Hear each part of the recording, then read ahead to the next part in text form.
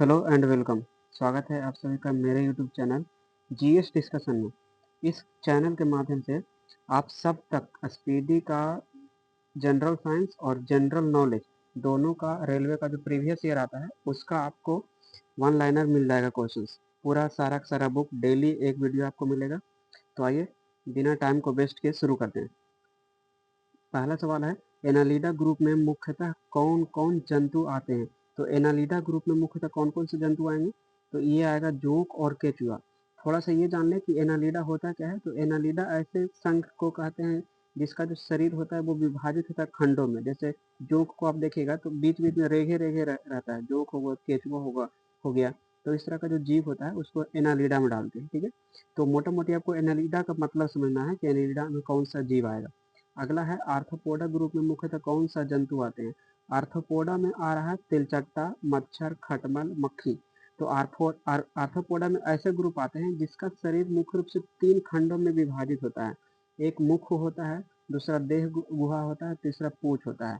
ठीक है, जिस तरह से देखिए मच्छर क्या होता है, मच्छर को आप जैसे ही पकड़ेंगे तो आप उसका मुंडी को आसानी से निकाल सकते हैं। मच्छर हो गया, मक्खी हो गया, मधुमक्खी हो गया, इस तरह के जो जीव होते हैं उसको आर्थ्रोपोडा में डालते हैं। जो आपको मुंडी से जो गर्दन से कमजोर दिखे, जैसे तेलचट्टा हो गया, मक्खी हो गया, मच्छर हो गया, इसको क्या करते हैं, आप पूरा इसको मतलब निकाल खोल सकते हैं। ठीक है, आर्थ्रोपोडा हो गया। अगला है, मोलस्का ग्रुप के अंतर्गत मुख्यतः कौन कौन से जंतु या कीट आते हैं? तो मोलस्का में देखिए ऐसे जीव ऐसे कीट आते हैं मोलस्का में जो जिसका जो बाहरी जो कवर होता है वो एक कैल्शियम कार्बोनेट का टफ सरफेस होता है। टफ सरफेस होने की एक बाहर खोल सा रहता है। ठीक है, बाहर खोल सा रहेगा, कवर सा रहेगा, ढका हुआ। उसके अंदर में जीव रहता है, जैसे घोंघा। तो घोंघा में क्या होता है, बाहर में एक कैल्शियम कार्बोनेट का एक आवरण होता है। ठीक है, दूसरा है सीपी। सीपी यानी कि जो मोती जिसमें होता है सीपी, उसमें जो मोती होता है वो क्या होता है, बाहर से एक टफ सरफेस से ढका हुआ होता है और अंदर में वो जीव होता है। ठीक है, तो ऐसा ऐसा जीव जिसको जो बाहर से एक कड़े आवरण से ढका हुआ है, कड़े या टफ आवरण से ढका हुआ हो, उसको उस ग्रुप को मोलस्का ग्रुप कहते हैं। उसमें आता है घोंघा हो गया, सीप हो गया, सितुआ हो गया, इस तरह के जीव आते हैं। आगे है, इकाइनोडर्मेटा संघ के अंतर्गत मुख्यतः कौन कौन से जंतु आते हैं? इकाइनोडर्मेटा जनरली इसके अंतर्गत वैसे जीव आएंगे जो समुद्री जो खारे पानी में पाया जाता है, जैसे तारा मछली हो गया, ब्रिटल स्टार हो गया। ठीक है, इकाइनोडर्मेटा ऐसे जीव जो खारे पानी में पाए जाते हैं उसको कहते हैं, जैसे कि हो गया तारा मछली और ब्रिटल स्टार हो गया। अगला है, मनुष्य का पाचन क्रिया का प्रारंभ कहाँ से होता है? मनुष्य का जो पाचन का जो क्रिया होता है कहाँ से शुरू हो जाता है? तो मुख से होता है। मुख से क्यों होता है? क्योंकि मुख जो हमारा लार है इसमें 2 एंजाइम पाए जाते हैं। एक होता है टाइलिन और दूसरा होता है माल्टोज। और यही दो टाइलिन और माल्टोज जो है खाना को पचाने की क्रिया मुख से ही शुरू कर देता है। आगे देखते हैं, सिराओं द्वारा कौन सा रक्त प्रवाहित होती है? देखिए हमारा जो शरीर है उसमें 2 प्रकार की नसें पाई जाती है। एक को कहते हैं सिरा और दूसरे को कहते हैं धमनी। तो जो सिरा है ना, ये अशुद्ध रक्त को प्रवाहित करता है। ठीक है, और जो धमनी है उसके नीचे का जो सवाल है, धमनी है वो होता है शुद्ध रक्त को प्रवाहित करता है। तो थोड़ा सा ये जानना होगा आपको कि धमनी कहाँ से कहाँ तक, यानी कि जो धमनी है किस शरीर के किस अंग से खून कहाँ तक लेके जाती है। तो चूंकि ये शुद्ध लेके जा रहा है तो ये हृदय से पूरे शरीर में वितरित करता है धमनी। और जो जो सिराएं हैं जो अशुद्ध रक्त ला रहा है, तो जो कार्बन डाइऑक्साइड यानी जो कार्बन डाइऑक्साइड मिला हुआ जो खून होता है जैसे पूरे शरीर में पहुंच गया, अब वहां से पूरा शरीर से जो ब्लड समेट करके लेके जा रहा है और हृदय में पहुंचा रहा है, ये काम कौन करेगा? सिरा करेगा। आगे देखते हैं कि कौन सा विटामिन जल में घुलनशील है? तो बी और सी, विटामिन बी और सी क्या होता है? जल में घुलनशील होता है। और इसके अलावा जो ए डी ई के बच गया वो होता है वसा में घुलनशील होता है। ठीक है, आगे देखते हैं सोडियम का कार्य क्या है? तो यह रक्त दाब नियंत्रित करने में सहायक होता है तथा जल का संतुलन बनाए रखता है। ठीक है, आगे देखते हैं पोटेशियम का कार्य क्या है? यह हृदय की धड़कन और नाड़ी संस्थान के कार्यों को संचालित करता है। तो आपको ये दोनों का जो फंक्शन है वो आपको अच्छे से याद रखना होगा कि सोडियम का काम क्या है, तो ब्लड जो प्रेशर है उसको कंट्रोल करता है। ठीक है, और पोटेशियम का काम क्या है, तो हृदय की धड़कन को कंट्रोल करता है। और जो नाड़ी जो चूंकि नाड़ी क्या है, ये हृदय के धड़कन से एसोसिएटेड होता है। आगे देखते हैं कि ग्लूकोज बिना ऑक्सीजन की उपस्थिति में मांसपेशियों में प्रतिक्रिया कर क्या बनाता है? ये जो स्थिति बनती है जब आप जब आप दौड़ते हैं तब क्या होता है, ऑक्सीजन की कमी के कारण हमारे मसल्स में लैक्टिक एसिड बनता है, लैक्टिक एसिड लैक्टिक अम्ल बनता है। इसी से जब हम ज़्यादा चलते हैं या दौड़ते हैं तो हमारे मसल्स में क्या होता है, थकान सा महसूस होता है। तो किसके कारण हो रहा है, ग्लूकोज ग्लूकोज क्या हो रहा है, ग्लूकोज बिना ऑक्सीजन की उपस्थिति में उसका उसका रिएक्शन होता है और लैक्टिक अम्ल बन जाता है। जब लैक्टिक अम्ल बन जाता है तो हमारे मसल्स में क्या होता है, दर्द होना शुरू होता है। ग्लूकोज बिना ऑक्सीजन की उपस्थिति में बैक्टीरिया या ईस्ट से प्रतिक्रिया कर क्या बनाता है, तो क्या बनाता है, इथाइल एल्कोहल बनाता है। ठीक है, बिना ऑक्सीजन की उपस्थिति से बैक्टीरिया या ईस्ट से प्रतिक्रिया करके क्या बनाता है, इथाइल अल्कोहल बनाता है। ऑक्सीजन की उपस्थिति में ग्लूकोज की प्रतिक्रिया होती है तो क्या कहते हैं, जब ऑक्सीजन की उपस्थिति में ग्लूकोज की प्रतिक्रिया होती है तो क्या बनता है, कार्बन डाइऑक्साइड और जल का निर्माण होता है। आगे देखते हैं, एनालिडा में उत्सर्जन उसके किस उत्सर्जी अंग द्वारा होता है, एनालिडा में किसके द्वारा होता है, नेफ्रीडिया। अभी हमने बताया था कि एनालिडा में कौन सा कैसा जीव आएगा, तो देखिए एनालिडा में जिसका शरीर, पहला क्वेश्चन क्या है, एनालिडा ग्रुप में कौन सा मुख्य जंतु आते हैं, तो क्या अभी बताएं कि ऐसा जीव जिसका जो शरीर है वो खंडित होता हो। ठीक है, जैसे जोंक केचुआ हो गया, इसका जो उत्सर्जी अंग है वो क्या है, नेफ्रीडिया है। मूत्र का जो पीएच मान है वो होता है 6। अब 6 का मतलब क्या है, ये क्षारीय है कि अम्लीय है आपको पता होना चाहिए, क्योंकि 7 क्या होता है, 7 होता है उदासीन, और 7 से नीचे जैसे जाता है वो होता है अम्लीय, और 7 से जैसे ही हम ऊपर जाते हैं तो पीएच मान हो जाता है क्षारीय।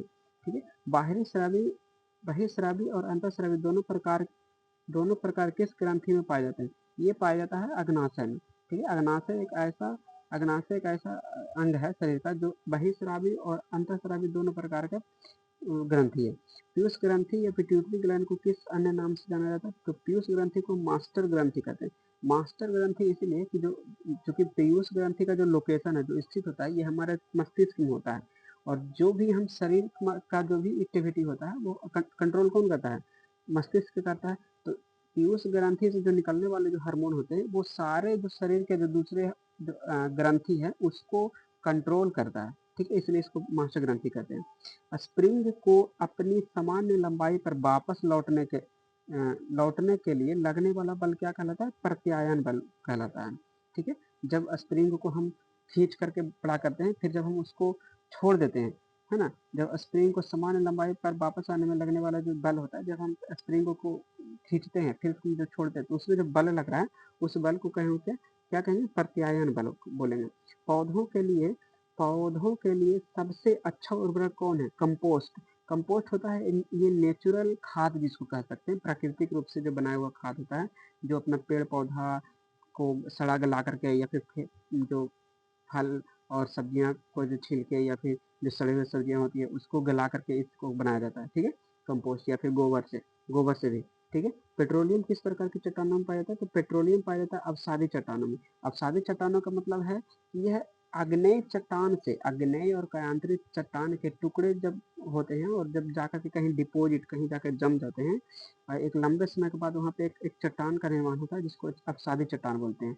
तो ऐसे चट्टानों में ही पेट्रोलियम का पदार्थ पाया जाता है। ठीक है, और जीवाश्म की अगर बात की जाए कि जीवाश्म किस प्रकार के चट्टान में पाया जाता है, तो ये अवसादी चट्टान में ही पाया जाता है, आग्नेय चट्टान में नहीं पाया जाता है।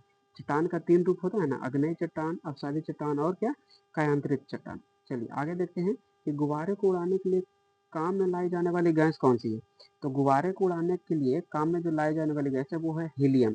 हीलियम वो उड़ता है क्यों, क्योंकि हीलियम उड़ेगा कौन, जब कोई किसी चीज को हम रखते हैं तो वो ऊपर क्यों जाएगा, यानी वो चीजें हल्की है। तो हीलियम क्या होता है, जो वायुमंडल में जो गैसें हैं उससे वो तुलना में क्या है, हल्की है। तो जो भारी गैसें हैं जैसे नाइट्रोजन हो गया, ऑक्सीजन हो गया, ये भारी गैसें हैं और ये नीचे हमारे आसपास जो जो पृथ्वी का जो सतह है वहां पे पाया जाता है, लेकिन हीलियम जो है थोड़ा सा ऊपरी सतह पे पाया जाता है।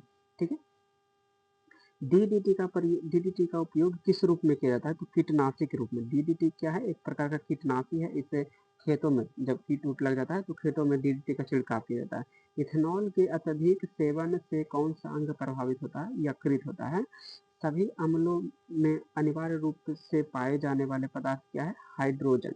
अम्ल में मुख्य रूप से जो सभी अम्ल में पाया जाता है वो होता है हाइड्रोजन। ठीक है, आग लगने तथा फैलने की सबसे कम संभावना किस वस्त्र में होती है, किस वस्त्र में होती है, सूती में, इसीलिए कहा जाता है कि गर्मियों में सूती कपड़े पहने जाते हैं, या जो किचन में स्पेशली जो काम करते हैं उसको सूती कपड़े पहनना चाहिए। क्यों? क्योंकि सूती कपड़ा को वो आग पकड़ने में समय लगता है और वो शरीर से चिपकता नहीं है। ठीक है। लोहे का सबसे महत्वपूर्ण स्रोत कौन सा है? लोहा यहाँ पे लोहा ये छड़ और लोखंड वाला नहीं है, है ना? लोहा का मतलब ये नहीं कि रड हो गया, लोहा का मतलब यहाँ कह रहा है आयरन। जो हमारे शरीर में जो आयरन एक तत्व है वो पाया जाता है। ठीक है। वो कह रहा है इसका सबसे महत्वपूर्ण स्रोत क्या है? तो हरी सब्जियां। हरी सब्जियों में पालक में, है ना, जो पत्तेदार सब्जियां होती है उसमें आयरन बहुत बड़े अच्छे मात्रा में पाया जाता है। ठीक है। गैसोलीन को किसके साथ मिश्रण करके करके गैसोहॉल बनाया जाता है? गैसोलीन को किसके साथ मिश्रण करेंगे तब गैसोहॉल बनेगा? तो इथाइल अल्कोहल के साथ हम जब मिलाते हैं गैसोलीन को तो गैसोहॉल बनता है। तत्- तत्कालिक ऊर्जा तत्कालिक ऊर्जा के लिए धावकों को कौन सा पदार्थ दिया जाता है? तत्कालिक ऊर्जा का मतलब हुआ कि आपका एकदम थके हुए हैं और आपको चाहिए तुरंत इंस्टिंक्ट एनर्जी चाहिए, है ना? तो आप क्या पीते हैं? ग्लूकोज पीते हैं। जिस तरह से अगर आप फील करेंगे कि गर्मियों के दिनों में जब आप बाहर से कहीं से आ रहे हैं और आप घर पहुंचे पूरा एकदम थके हुए हैं, भूख लगा हुआ है, तो आपको अगर तुरंत मिल रहा है ग्लूकोन डी या फिर नींबू पानी, चीनी पानी, तो उससे क्या होता है कि एकदम जो एनर्जी होता है ना, इंस्टिंक्ट मिलता है कि लगेगा कि सब कुछ ठीक है, आई एम हेल्दी नाउ, इस टाइप का फीलिंग आएगा। तो वो चीनी और जो ग्लूकोन डी होता है ना, वो ग्लूकोज का ही एक स्रोत होता है। ठीक है। ग्लूकोज का मतलब सीधा हुआ चीनी। ठीक है। मानव जाति के लिए ओजोन परत क्यों महत्वपूर्ण है? देखिए, ओजोन परत का काम क्या है? ये अल्ट्रावायलेट किरण जो सूर्य के द्वारा जो छोड़ी गई अल्ट्रावायलेट किरण होता है उसको ये छानने का काम करती है ओजोन किरण। अगर ओजोन किरण नहीं हो तो सूर्य के किरण के साथ जो अल्ट्रावायलेट किरण यानी कि जो पराबैंगनी किरणें आती हैं वो पृथ्वी तक पहुंचेगी और पृथ्वी पर जो जीव जंतु है उसको हानि पहुंचेगी। ठीक है।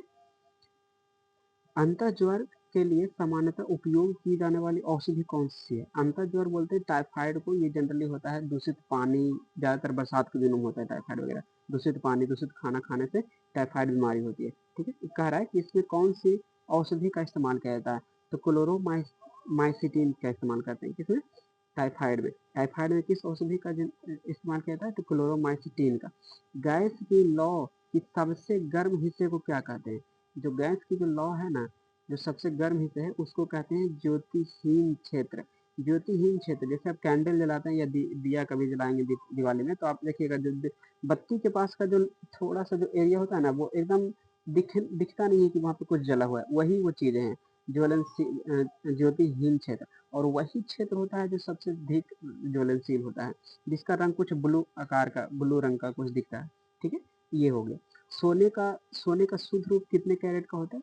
24 कैरेट का। सोना 24 कैरेट का होता है, लेकिन जब हम इसका ज्वेलरी यानी जब इसका आभूषण बनाते हैं तो ये 24 कैरेट ना होकर के ये 18 कैरेट शुद्ध मतलब बेहतर माना जाता है। ये 18 कैरेट का जो गोल्ड होता है वो गहना बनाने के लिए या ज्वेलरी बनाने के लिए बेहद अच्छा होता है। ठीक है। 18 कैरेट अगर ज़्यादा शुद्ध बनाना है तो 22 कैरेट तक, लेकिन 24 कैरेट का कोई भी गहना नहीं बनता है। ठीक है। ये ध्यान में रखना। सिनेबार किसका अयस्क है? सिनेबार जो है ये पारा का अयस्क है। देखिए अयस्क होता है एक मिक्सअप होता है। अयस्क मतलब हो गया कि खिचड़ी टाइप का हो गया। उसमें से जो आपका जो ओरिजिनल जो मेटल या फिर जो भी कुछ जो निकालना है वो, और उसका जो वेस्टेज जो बचता है वो दोनों का मिक्सचर को ही हम कहते हैं अयस्क। ठीक है। तो अयस्क अपने आप में एक अशुद्ध पदार्थ है जिससे हम शुद्ध पदार्थ को छांटते हैं, निकालते हैं। तो सिनेबार एक अयस्क है जिससे हम पारा निकालते हैं। ठीक है। शरीर के ताप का नियंत्रण किसके द्वारा किया जाता है? तो हाइपोथैलेमस के द्वारा। शरीर के जो शरीर का जो ताप का नियंत्रण है वो किसके द्वारा होता है? तो हाइपोथैलेमस के द्वारा होता है। लाल अस्थि लाल अस्थि मज्जा में किसका निर्माण होता है? लाल अस्थि मज्जा में निर्माण होता है लाल रक्त कणिकाओं का। लाल अस्थि मज्जा बोलिए या सिर्फ अस्थि मज्जा बोलिएगा तब भी समझ में आएगा कि अस्थि मज्जा में किसका निर्माण होता है? लाल रक्त कणिकाओं का। अब ये अस्थि मज्जा कहाँ पर पाया जाता है? शरीर के किस अंग में? तो जब अ, अगर आप चिकन खाते होंगे, चिकन या मटन खाते होंगे, जो हड्डी का जो बीच का जो भाग होता है ना, जिसको आप चूसते हैं, है ना, वही जो हड्डी का जो अंदर का भाग है उसी को कहते हैं अस्थि मज्जा।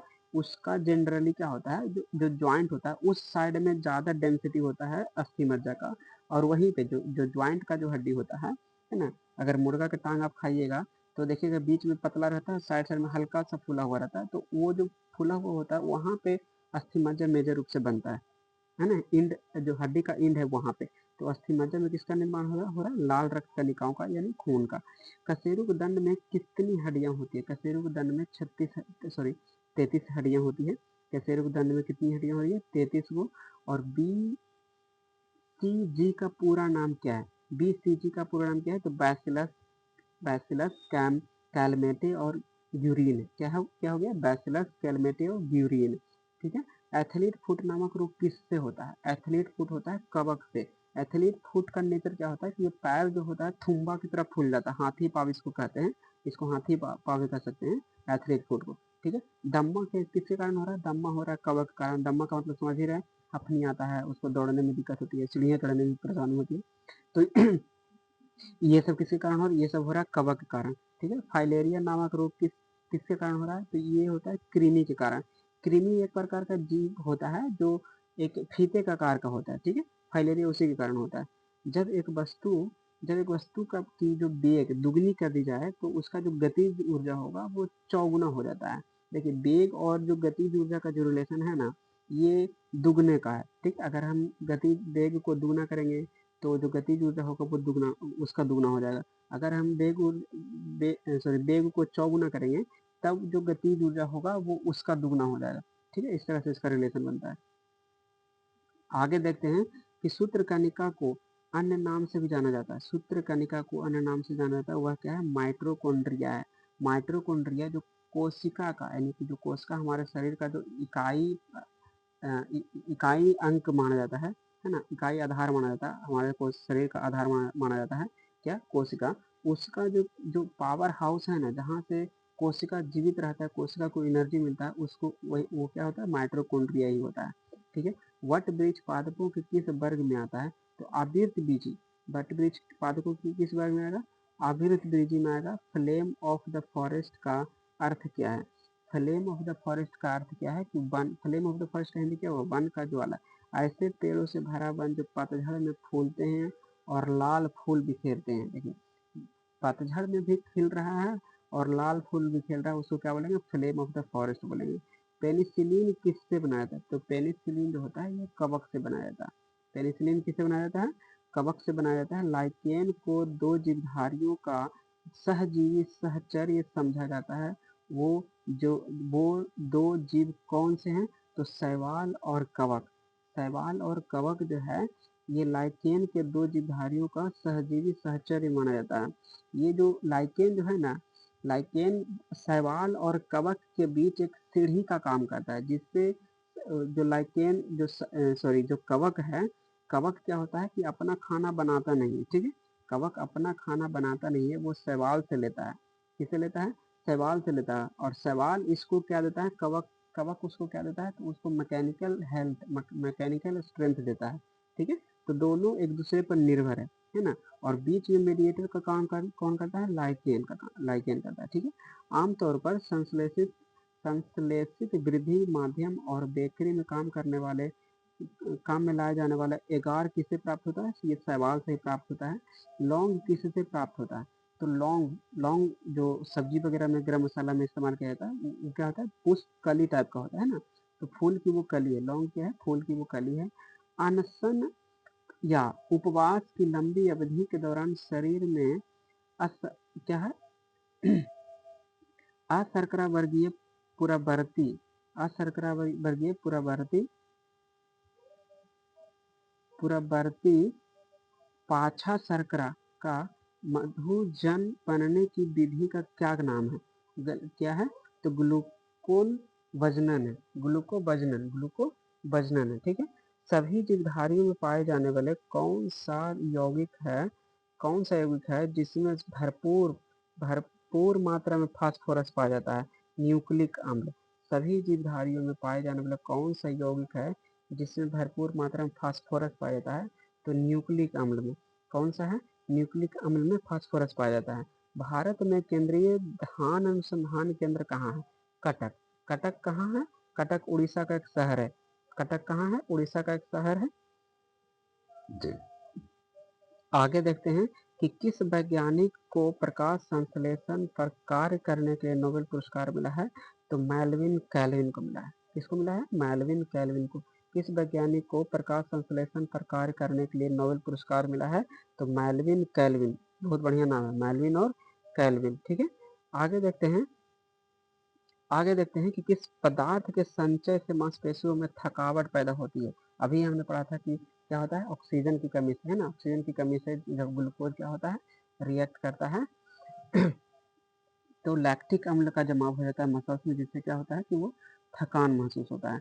आगे देखते हैं कि किस रुधिर कोशिकाओं की मदद से रोगों के रोगों के प्रति प्रतिरोध पैदा होता है, वो होता है लासिक, क्या होता है, लसिकानु। लसिकानु बोलते हैं, लिम्फोसाइट बोलते हैं।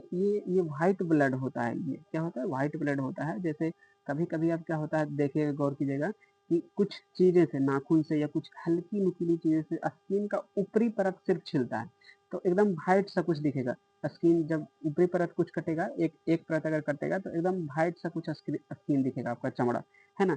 तो वहाँ पे जो मौजूदगी होती है वो रेड ब्लड सेल नहीं होकर के वो लिम्फोसाइट का ही वो क्या होता है, वहाँ पे मौजूदगी होता है, जहाँ पे आपको उजला सा दिखता है।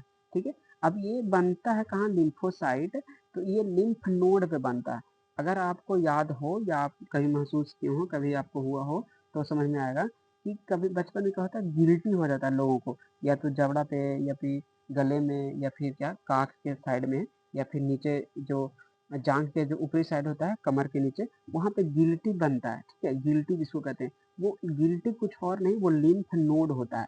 और यही यही वो लिम्फ नोड होता है जो हमारे शरीर में रोगाणुओं से, यानी कि जो जो रोग प्रतिरोधक क्षमता होती है वो बढ़ाने का काम करता है। ठीक है, तो लिम्फोसाइड और लसिकानु क्या हो गया, समझ गए। आगे क्या है कि मनुष्य में लाल रुधिर कोशिकाओं के जीवन की अवधि कितनी होती है? तो लाल रुधिर कोशिका जो कोशिका है, आरबीसी की जो जीवन अवधि है वो 120 दिन होता है। और डब्ल्यूबीसी का जो जीवन काल होता है वो जनरली 4 से या 5 से 20 दिन तक का होता है। ठीक है, सीरा रक्त को ऑक्सीकरण के लिए फेफड़ों तक किसके द्वारा ले जाया जाता है? सीरा रक्त को ऑक्सीकरण के लिए किसके द्वारा ले जाता है? तो फुफ्फुस धमनी के द्वारा। किसके द्वारा? फुफ्फुस धमनी के द्वारा। आगे देखते हैं, कृत्रिम गुर्दा किस सिद्धांत पर काम करता है? तो अपोहन। अपोहन कहते हैं डायलिसिस, बोलते हैं जिसका किडनी जो खराब हो जाता है उसको हमेशा क्या होता है कि सप्ताह में या सब महीना में 2 बार डायलिसिस कराना पड़ता है। डायलिसिस यानी कि उसका जो जो ब्लड होता है उसको साफ करना पड़ता है ना। तो कृत्रिम गुर्दा किस सिद्धांत पर काम करता है? अपोहन या डायलिसिस पर। एक व्यक्ति की आंखों का रंग काला, पीला या भूरा उस बर्ड पिगमेंट पर आश्रित है किस में पाया जाता है? ठीक है, किसी का जो आँख होता है ब्लू होता है, किसी का नीला होता है, किसी का गहरा भूरा टाइप का होता है। ठीक है, तो वो किसके आधार पर होता है? ये परितारिका, यानी कि जो आइरिस का जो रंग है ना, आइरिस में एक रंग पाया जाता है जिससे किसी का जनरली ज्यादातर क्या होता है, काला होता है, तो काला पिगमेंट, काला काला पिगमेंट पाया जाए। तो किसमें वो पिगमेंट होता है? आइरिस में। किसमें? आइरिस में या परितारिका में। ठीक है, तो अगर किसी का रंग, किसी की आंख का रंग नीला है तो इसका मतलब है कि उसका जो आइरिस है वो क्या है, उसमें उसके आइरिस में क्या है, वो नीले रंग का पिगमेंट है उसमें। जब आंख में धूल चली जाती है तो कौन सा हिस्सा सूजकर गुलाबी हो जाता है? ठीक है, जब आंख में धूल चली जाती है तो कौन सा जो हिस्सा है सूजकर गुलाबी हो जाता है? तो नेत्र श्लेष्मा। नेत्र श्लेष्मा कहते हैं कि आंख में आँख में कुछ ऐसा सिस्टम है, आँख में कुछ ऐसा ग्रंथि है जो आँख को गीला रखता है, श्लेष्मा है ना, गीला रखता है, जिससे जब हम सो उठते हैं तो क्या आँख के बगल में एक होता है ना गंदगी सा, आँख जिसको कीच कहते हैं। ठीक है, तो वो जो श्लेष्मा होता है वही जम जाता है और यही आँख को एकदम हेल्दी और गीला बनाए रखता है, यही सूज जाता है जब आँख में धूल चला जाता है तो। ठीक है, बच्चों के दूध पीते समय स्तनों में दूध का निष्कासन किसकी मदद से होता है? तो ऑक्सीटोसिन। ऑक्सीटोसिन क्या है? हार्मोन है। ऑक्सीटोसिन हार्मोन है। जैसे ही बच्चा दूध पीने लगता है तो हार्मोन एक्टिवेट हो जाता है और क्या होता है, दूध एक्यूमुलेट होने लगता है, यानी जमा होने लगता है और वो फिर बाहर आने लगता है। निषेचन सामान्यतः कहाँ होता है? निषेचन, निषेचन का मतलब यहाँ समझ रहे हैं, फर्टिलाइजेशन। जब स्पर्म और क्या होता है, एग्स, जब स्पर्म और एग्स मिलता है तो वो उसका निषेचन, फर्टिलाइजेशन कहाँ होता है, पहली बार कहाँ मिलता है? तो क्या क्या हो रहा है, फेलोपियन ट्यूब या फिर डिम्ब वाहिनी नली। डिम्ब वाहिनी नली, जनरली सब गेस कर जाते हैं कि अच्छा गर्भाशय में या फिर कहीं और, गर्भाशय में नहीं, ये फेलोपियन ट्यूब में ही मिलता है, उसके बाद वो गर्भाशय में जाती है। ठीक है, कृत्रिम वीर्य सेचन के उद्देश्य से वृषण वीर्य को किसमें संचित किया जाता है? तो द्रव नाइट्रोजन में। इसका मतलब ये हुआ कि जब आप क्या करते हैं कि जब गाय या फिर जो जानवर है उसमें अगर आप आर्टिफिशियल आर्टिफिशियल स्पर्म को इम्प्लांट करते हैं, यानी कि नहीं होता है कि चलो जनरली होता है कि अच्छा गाय को पाला दिलवाना है, तो पाला दिलवाना है तो भैंसा नहीं लाया जाता, एक डॉक्टर को बुलाया जाता है और वो इंजेक्शन के थ्रू वो पाला उसमें डाल दिया जाता है, स्पर्म डाल दिया जाता है। तो उस स्पर्म को वो स्टोर करता है कहाँ, है ना? जो डॉक्टर